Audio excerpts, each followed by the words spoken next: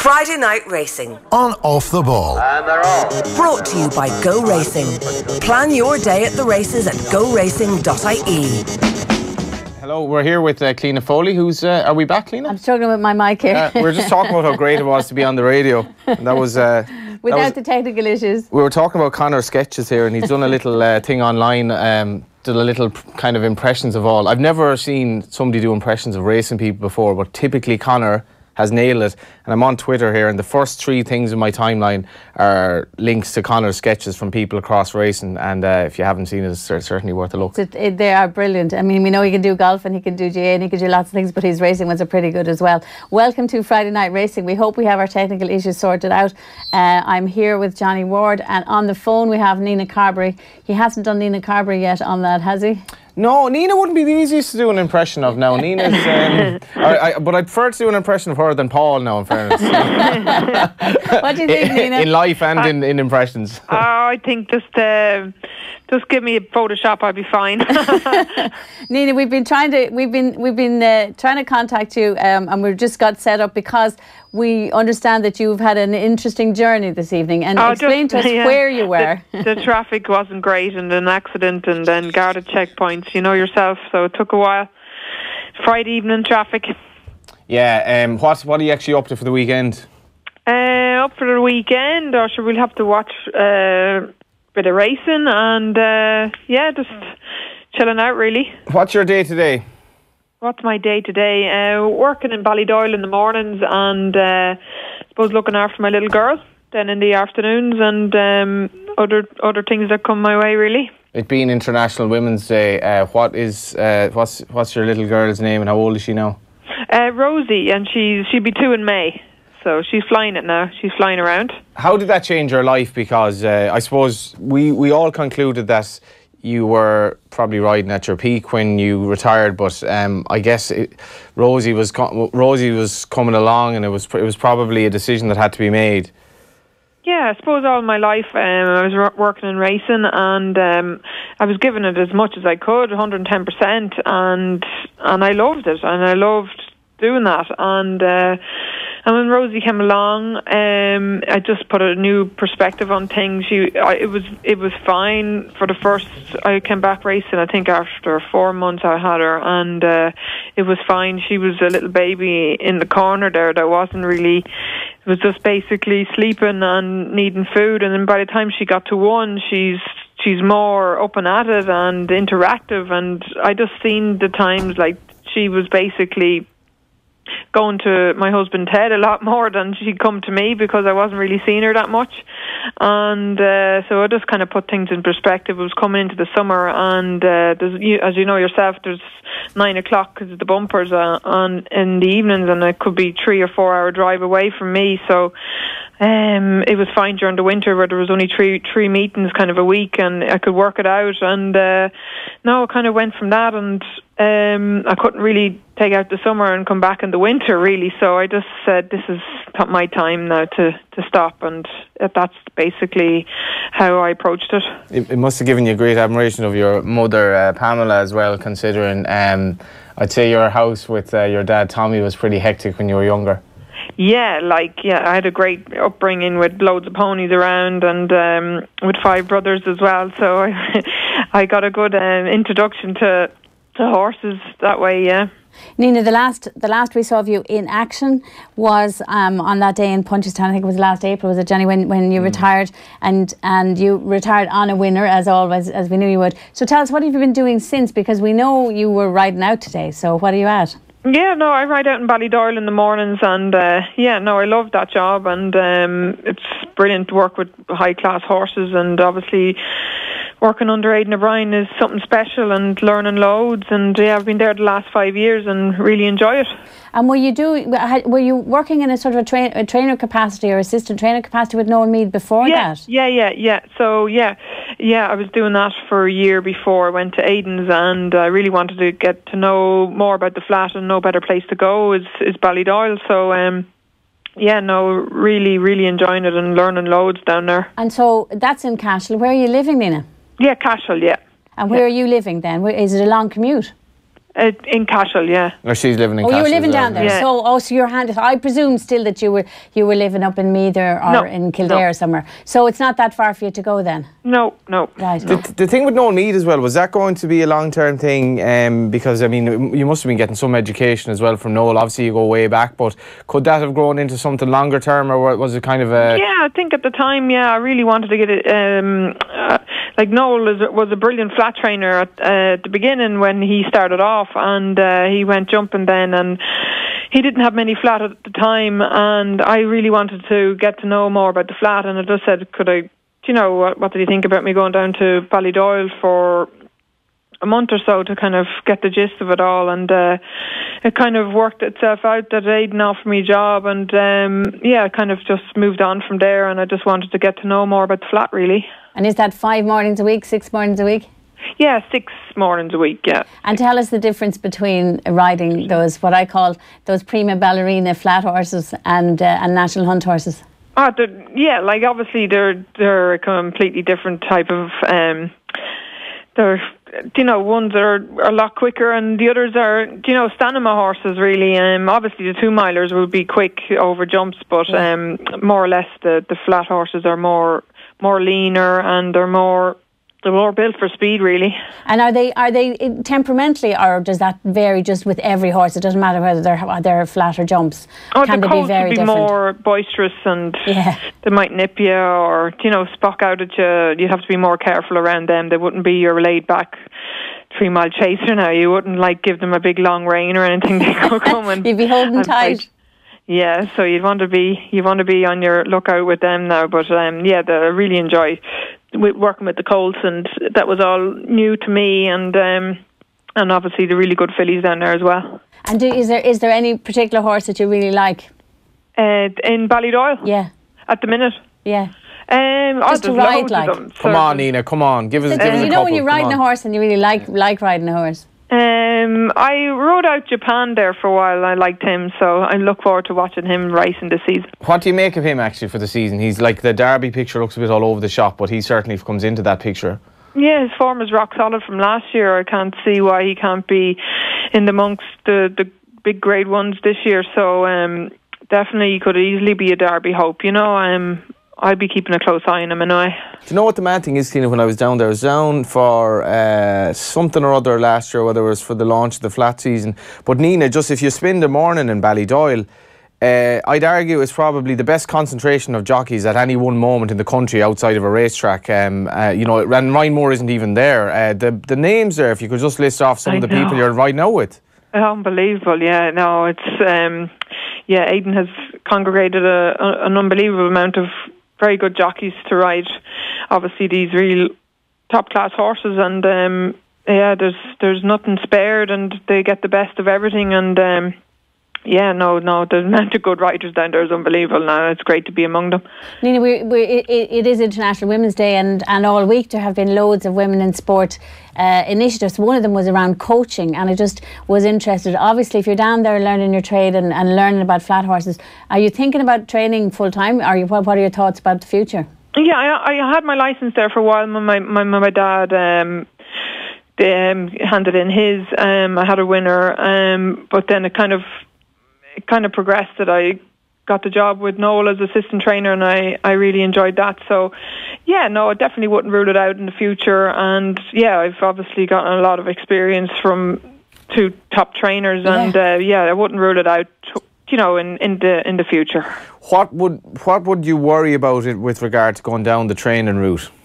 Obviously you'd be worried about getting good owners. That's the main thing that will buy these horses. You need top class horses to compete. I could have seen Paul Nichols's article this week on how he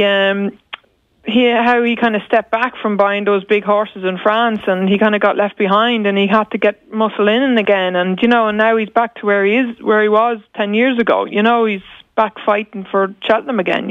So it took him a while to get back to where he was, where he couldn't compete with the prices the horses were making. But I think it's all about having good owners. You obviously have an eye on the flat as well, like Noel Mead would have had. I suppose to go to Ballydoyle must be a pointer that you have an eye on possibly training at least as dual purpose or just flat. Yeah, no, I'd love to get involved in both. Yeah, definitely. I wouldn't like just to go down one route. You know, I think I like the turnover in the flat game, whereas you know a lot quicker. You know at two, like what way they're going to go. Whereas in the national hunt, you're waiting a while. So at two, you're moving on. You're going quicker. Everything's fresh every year. Whereas in the national hunt game, everything takes a little bit longer. Nina, you had on Cheltenham is just around the corner. I think this day week will be Gold Cup Day, won't it? You had 7 festival winners, I think, over there. Will you go this year? No, I'm not actually going this year. No, really? Unfortunately, but I'll be watching it at home, and I know I'm really looking forward to looking at the whole week. I think it'll be an unbelievable week. There's so much hype about so many different horses, so I'm looking forward to seeing how the Irish get on. How difficult will it be not to be going? Because I know. When is the last time you didn't go? I know. But Rosie, I'm off to Cheltenham. Then, you know, bye. By the time I was pregnant, Rosie, but yeah. No, I enjoy watching it anyway. I watched it for many years, watching Paul and Philip, and I'll enjoy it either way. Do you have a favourite of your wins in Cheltenham?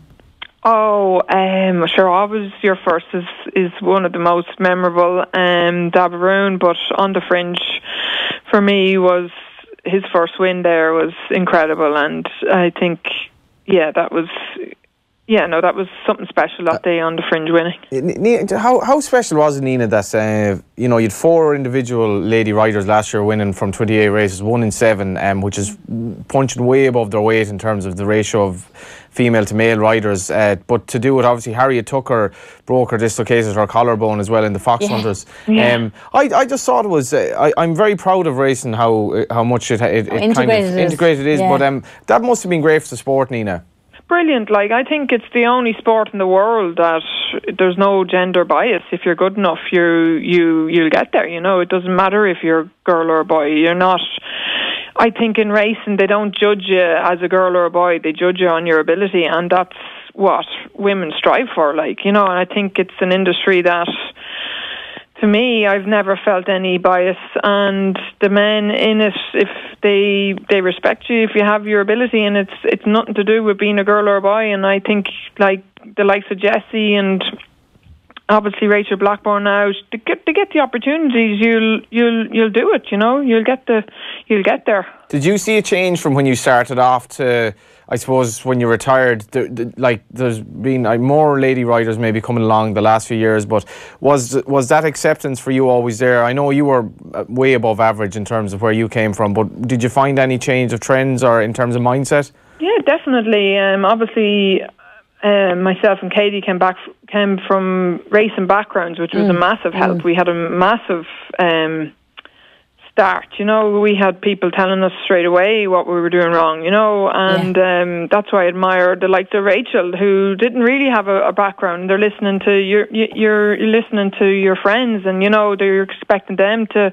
help you out or whatever. So we had our parents kind of who have been steeped in racing, and that was a massive help for us to get going. And then Katie got in with Willie and I got in with Noel, and kind of went from there, and we were able to show what we could do. But it was all about getting the opportunity at the start, and obviously the ladies' races helped me in a way, never mind Katie, but it helped me a lot to getting going. And the point-to-point scene had a lot of ladies' races as well, so that helped me getting the opportunities to go jumping and getting the experience. And then Enda one day rang. He said he didn't realise that the Open one day was a ladies' race. So JT was obviously lined up to ride this horse, Shady Lad, and he rang me to ride it, and I said, geez, I'd love to ride it. And that kind of opened the door for me into Enda's. So everything was a stepping stone from ladies' races for me, and my first winner was for Noel Meade. So things helped me with the ladies' races, so you could nearly say that helped me a lot. And so you think it's important to keep ladies' races from the point of developing jockeys as well? Yeah, definitely. It definitely didn't do me any harm. It helped me a lot to get contacts, you know, and definitely the ladies' races helped me, and at least shows then that the trainers give you a go, and they'll they'll see if you're able to ride, and once you show that you're a good 7 pound claimer, they're not afraid putting you up against the lads. She mentioned Rachel Blackmore there, Cliona, like Rachel Blackmore, whether she was a man or a woman, where she left the amateur setup, you know, I remember when she became a professional, and I literally didn't meet one person who thought it made any sense, because she was seemingly, like she was going nowhere as an amateur, but she hadn't really struck many people as being particularly able, because she wasn't getting many winners, and she was kind of, Nina, I just, you mentioned it there as well, it's probably something that's not made, she wasn't really bred for the job like the Carberrys or the Walshes or whatever. She came, and it's just what an achievement. She's still in with this, you know, a fighting chance to win the jockey's title this year, which I think is quite incredible. Yeah, I definitely utmost respect for her, and how she put her head down and drove for what she wanted, and had Shark behind her to support her. Obviously, her decision to turn was that she wasn't going anywhere where she was going, and getting no money, and getting knocked about in the point of points, and she's light as a feather. So it made no sense really for her to keep doing that. So obviously the Sharks saw the opportunity that she could do 9, 10 and claim off 7. So it made more sense for her to turn and be up against professionals, being looked after a lot more, and do lightweights. And next thing, she found her niche and she flew, because people see she was about 25, I think, when she turned, and she had all that experience under her. She wasn't green at all. She knew exactly where to be in a race, and she went from there, and next thing she started to fly, and everyone kind of jumped on the bandwagon, and her claim was gone.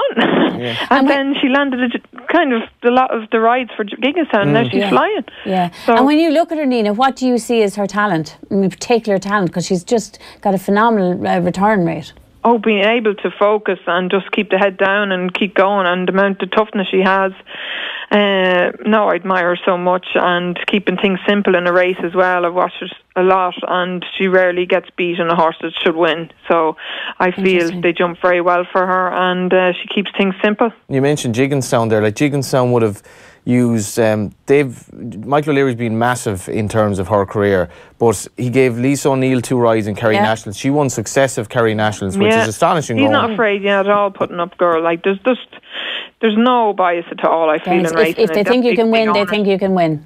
Exactly, yeah. And I feel the Gigginstown, they just, if someone's lucky for you, they'll keep going. You know, they won't.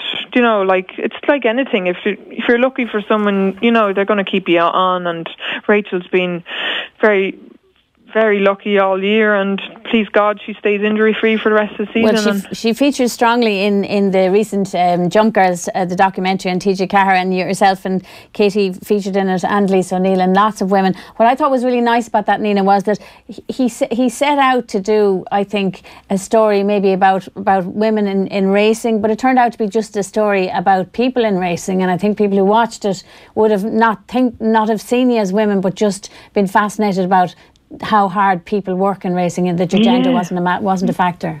Yeah, I thought it came across very well, and it showed everybody in racing, really, like the parents, like especially Lisa O'Neill's parents, like how when she got the fall in Cheltenham, and you know, you don't know what you go through that when you're watching it. It's like, oh God, I wonder is she okay, you know, and that's the way it is. Like, you know, you're just hoping everyone's going to be okay, and you know, whatever about success, at the end of the day, you're hoping people will be okay. And I think they portrayed it very well, and that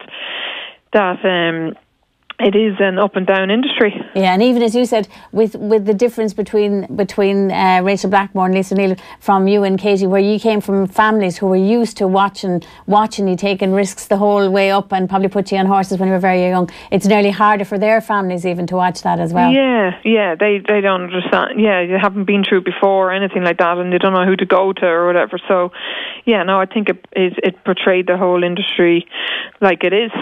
Just one thing, Nina. I would argue there probably should be more young girls getting into flat riding. You know, we saw Emma Doyle win at Dundalk on her first ever ride for her dad, Tim. That was a great story. Yeah. But, I don't know. It's probably just a fluke, really. But if you look at Britain, we'll say, you look at Holly Doyle, Poppy Bridgewater, obviously Hayley Turner, Josephine Gordon. So you have all these riders making a big kind of claim. I haven't seen that as much on the flat for some reason in Ireland. We obviously had Aidan O'Brien, you know, had 2 daughters who were riding. Obviously Anna got injured on the flat, but do you think there should be I don't know, promotion of getting more girls involved, or why hasn't there been more? I don't know, it's probably waves, but you can't force it either, Johnny. Like, you either have the ability or you don't, and you can teach them all what they can be taught. And to be honest, like, if you're not good enough, it doesn't matter. You know, it doesn't matter if you're a girl or boy.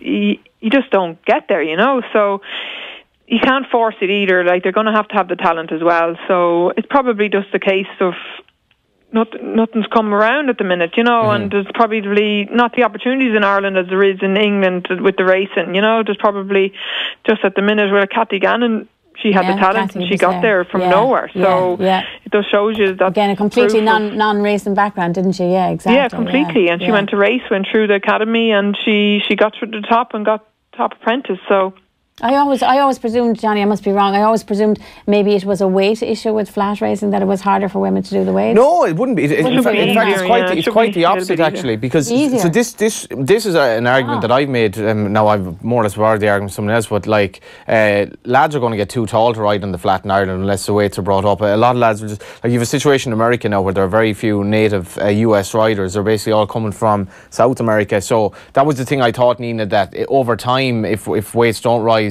it'll be more of a thing advantage where it will be an advantage. Be a woman. Yeah, right, that's interesting on the flat. I always said this kind of, I might be discriminating here a bit to an extent, but I always thought there were some horses, and this is kind of, I don't know if this is being counter-sexist or what, but I thought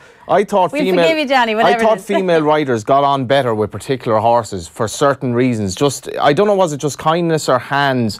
Maybe it's individual to the person, but is there any kind of truth in what I'm saying there, Nina? That definitely. Definitely. Every horse is different, and definitely even trainers would say putting up a girl on a horse at home that doesn't want to be bullied, you know, or even in a race, if you're, you know, sometimes, and it's, I know Paul rode very sympathetically as well. He wouldn't be one that would be bullying. So you could often say that the men would ride very sympathetic as well. But definitely some horses would go better for a girl. Obviously they probably wouldn't be as strong in a finish.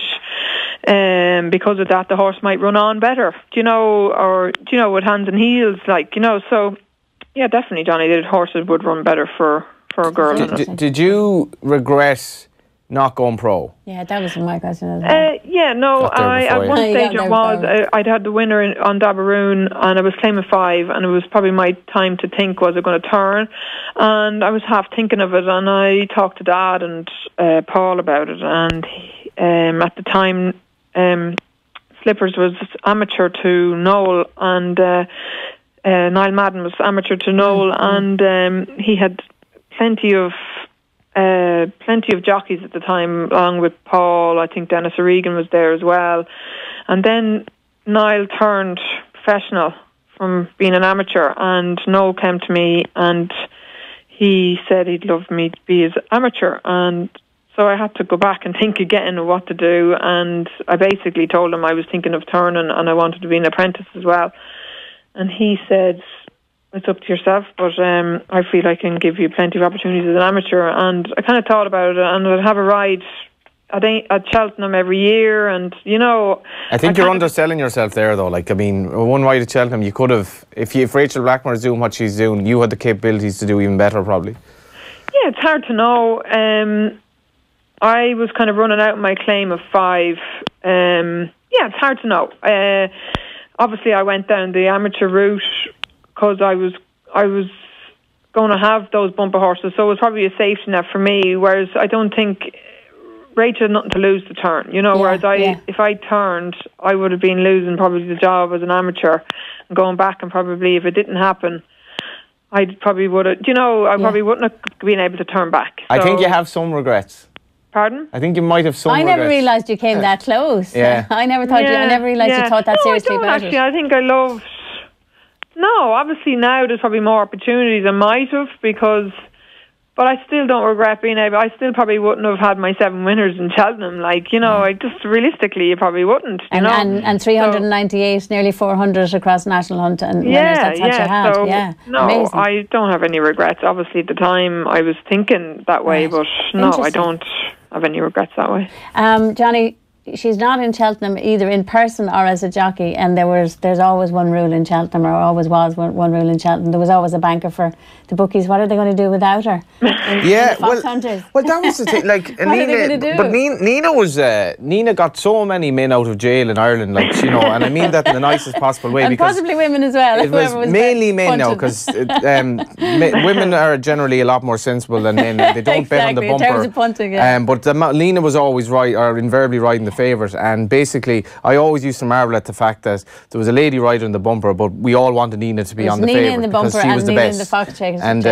she, you know, but Nina's very modest, being from the Carberries, but Nina was a gifted rider, and she would have been way better than a lot of the pros. And Paul would have said she was, you know, right up there with him in terms of ability. And when Nina rode in a race, it was you could never tell, and this has kind of gone a bit obsolete now, you know, saying that you couldn't tell it was a girl. But Nina just she's the most polished, beautiful style, very strong in the finish, brilliant rider. Patrick Mullen said she was the hardest jockey to pass. Like Nina was more talented to me than Bryony Frost, Rachel Blackmore, Lisa O'Neill, even Katie Walt. Nina was the best lady I've ever seen riding. Hasn't been surpassed, and if she had turned pro, she would have had a great career. The fact that she didn't is really neither here nor there now, but she will be massively missed at Cheltenham because she was a big part of it. Yeah, huge part of it. And why did you ride so well over in those cross country races, and why did you love them so much? It helped that you were riding for Enda Bulger. Yeah, the horses.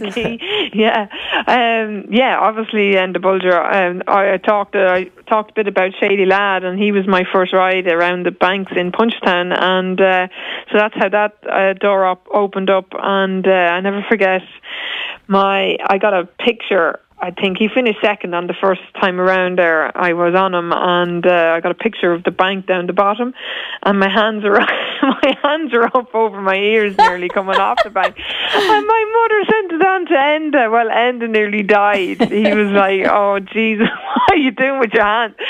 So from then on, I was like, "Oh God, I better start, tidying myself up, or I need to be, So I went down to Enda's every Friday to ride out, and it taught me so much. And schooled on banks, did you?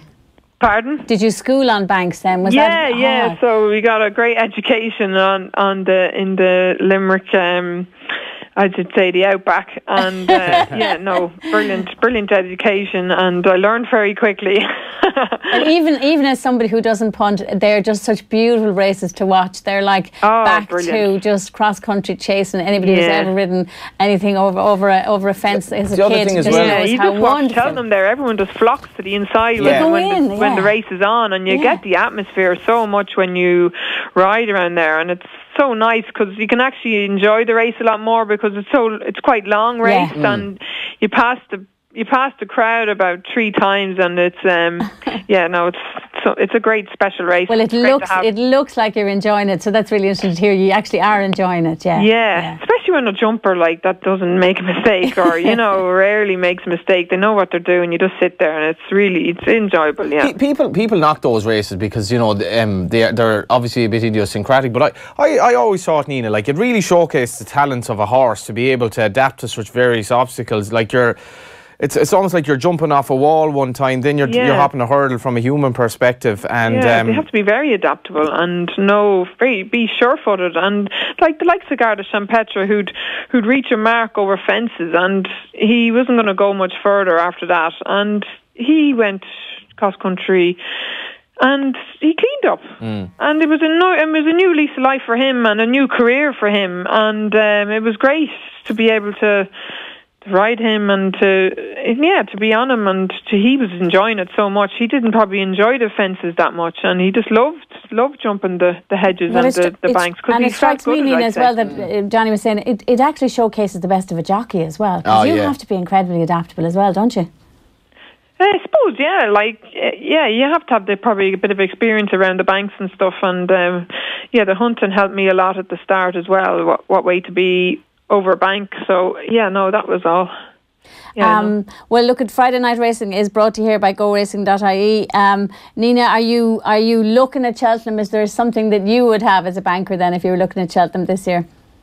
I've always been a massive fan of Sir Eric, and I'm really looking forward to seeing him running, and I hope that he is Ireland's banker and he'll go and do it. I've always been a massive fan. He was in Ballydoyle as a young horse, and yeah, no, I was always looking at him thinking, oh, he'd be a lovely bumper horse. Yeah, you're eyeing him. And then he went on and he went jumping, so it was great to see JP have him and to go the jumping route, and he's still a full horse, so it's quite exciting to see if he does go and win. You know, it'd be great to have a full horse go jumping. And also, before I let you go, when you're in Ballydoyle and you're there riding out every day, you also know how important the stable staff, how much of an interest they will be taking, and the crack that'll be there for the week when they're watching Cheltenham. Oh yeah, there's loads of camaraderie and who's going to win this and what do you fancy in this? Yeah, no, it's a great buzz, and everyone just sits down and watches Cheltenham. Like, it doesn't matter if you're flat or jumping, yeah, they all love it. Well, listen, you won't be there, but obviously we're delighted to hear you're still riding, and really interested to see what will happen in the future. We might, I suspect it sounds to me like she's going to be training, she's going to be back inside in the paddock in future years. I've one more. Johnny has one last question. One last question. So I could really tell you were kind of half, getting a bit emotional there when you were saying Rosie was going to Ted over you. Did you address the balance there? She's stuck to me now. Poor Ted. No, she's great. All right, Nina, listen, lovely to talk to you, and best of luck with everything. Thanks, Cliona. Thanks, Johnny. Now, Johnny, look, at brilliant, but you could just still hear the enthusiasm in her voice. Like that family. Paul was the most gifted rider I've ever seen. Nina was the most gifted lady rider I've ever seen over jumps. I think a lot of people would agree with me on that. Paul, it's hard to describe Paul in terms of when Yates spoke about how do you tell the dancer from the dance. It was hard to tell the artist from the art. Separate him from the horse. Yeah, and Paul would do things in a race that would literally have you wondering whether you were actually, whether you were still suffering the effects of the night before, because you were like, did I just see what he did there? But he would make bad horses think they were Nijinsky, and a famous story of Dermot Weld asking a friend of mine to bring a horse that he was working with to Galway, and he said, I'm not bringing that horse, he can't jump, I'm not wasting my day going to Galway. Paul Carberry rode him, he won on the bridle. Paul was gifted, but Nina would have... The only thing was, it was probably rare enough for professional lady riders until sort of Rachel and Brian. Well, that's the thing, you see, they broke the mould at amateurs, really, herself and Katie, and now you have Rachel breaking it as a professional. Yeah. Like, once somebody does it and they're really successful, trainers then just don't ever think about it. I think they just go with whoever's gender doesn't matter, whoever's best, put them up on a horse. No, and I think you asked Nina what Rachel's best attribute was. I think Rachel has an incredible work ethic and she's very reliable. I wouldn't say she's as talented as some of the other riders in Ireland, which is no disgrace because we have the best riders in the world probably. But she's very talented, doesn't really make mistakes at all, and she is very reliable. And a lot of jockeys with the nature of the game that they're in, they're not necessarily reliable. They wouldn't have that work ethic. Well, she said it because you heard her say she puts her head down and she keeps going, and that's that work ethic. Keep driving on. So the amount of horses she's ridden this year, incredible, and she's unbelievable. She's reluctant to give interviews because I think she's so fearful of getting ahead of herself, or seen to be getting ahead of herself in relation to the Jockeys Championship, which she probably won't win, but she's still there with a fighting chance. It'd be incredible if she went to Punchestown with some sort of a chance, because I think she'd get a lot of backing, because a woman to win the champion jockey thing would be incredible. But Nina's interview was so refreshing there, because the argument that we're all striving for equality, but like, she's so refreshing when she says a lot of women haven't become jockeys because they weren't good enough or they weren't strong enough in the finish. Like, fair enough, it's almost, you can't say certain things now, like, a woman is less likely to be as strong in a finish, or a man as a man, or, black guys basically run faster than white guys mainly, we're not, it's almost like we're not able to say that. But we know that in racing, 50-50 more or less is staff split, gender balance, and in stables. In stables, Yeah. and I don't see any kind of inequality towards the attitude towards female riders or female trainers, because we all know how good they are, and we don't care. We just want to get results, and we know. I think Rachel Blackmore as well doesn't want to get brought into that debate about being a woman. She's trying to say, as they always did as well, look, I'm a jockey. End of story. I'm a jockey. It's when we get to the stage where we don't say it anymore. Yeah, it's not as it was like when Willie Mullins was talking about Rachel. She's not a lady rider, she's a good rider. Yeah, you know, we had a poll there during the week where people were asked would they have a bet on a team if it were managed by a woman, and an overwhelming minority said they wouldn't. There's a lot of stupidity out there. There's a lot of caveman attitude to things that we need to get by. But in racing, I think, whether we like it or not, we're light years ahead of other sports in terms of gender equality and balance. And that notion about women sometimes not being as strong in the finish. You talking about being as physically strong, but hasn't Rachel Blackmore proved that to be wrong? Even that's kind of a bit of a generalisation, because I don't think Nina. First of all, strength in the finish is way overrated. She heard her say that. Tactics, and getting the horse to jump and getting the horse relaxed are far more important. Strength in the finish only matters for a select number of horses, and in any event, it's the last part of the race. It's not the most important in my view. Nina in a finish, flawless. Like, and you know, she was saying there was sometimes it's not about strength, it's about how you're riding the horse. Absolutely. It's how you're getting him to go through the line. Horses are not machines that you have to get a manual to figure them out. They're very, very complex creatures, and they click with certain riders. And we're in an extraordinary position at the moment where you look at the likes of Josephine Gordon. Bryony Frost is a beautiful style on a horse. I genuinely believe Bryony gets a tune out of horses that male jockeys just can't get. I don't know if it's her loose rein style. She's a very unique handling of the reins. She's very positive on horses, without being forceful.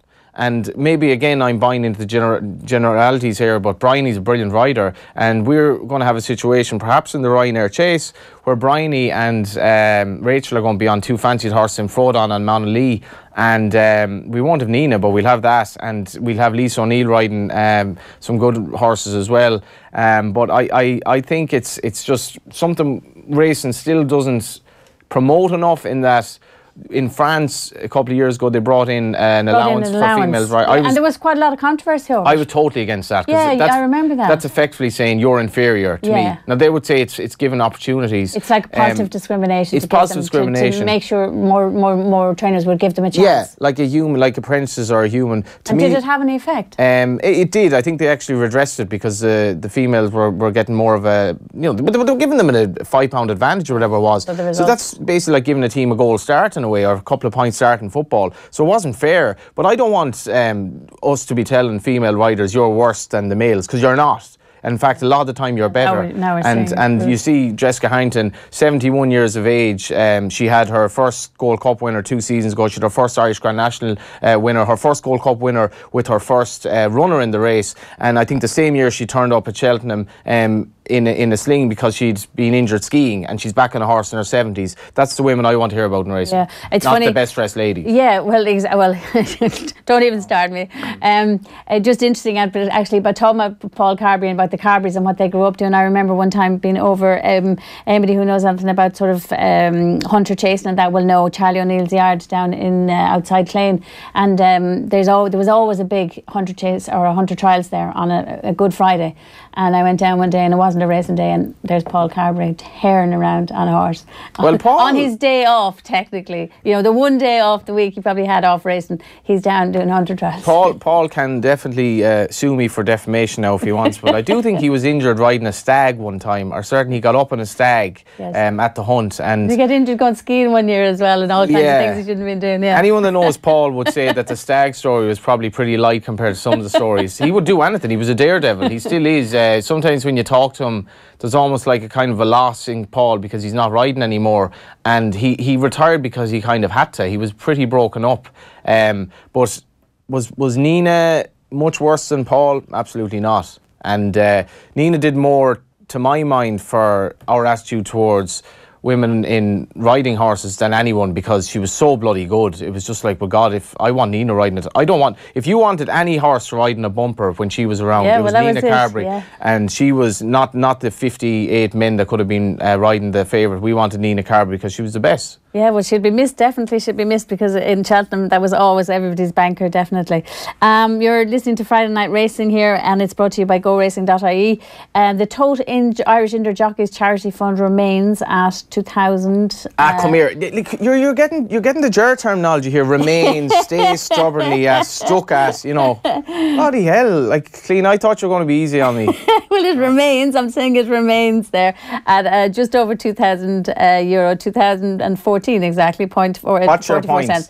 Well, just the weekend. The action is coming up at Naas, and we wanted to have a chat and tell us, give us a few tips on these things. I'm gonna I'm gonna give. There's Is there £100 bet courtesy of the Tote to try to add to that? Try to. Yeah, try to. Well, now look, that's, you know. Well, this week we will add to it in the big race at Naas. So I'll get to my nap first.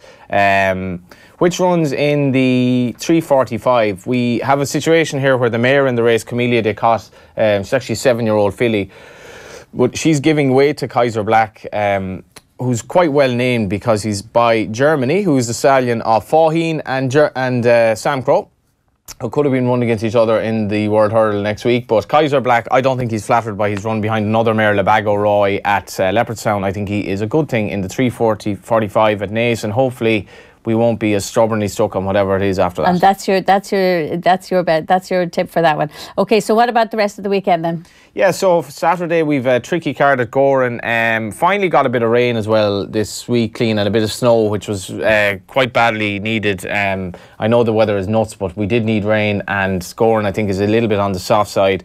We've a good handicap chase, 3:40 at Goran.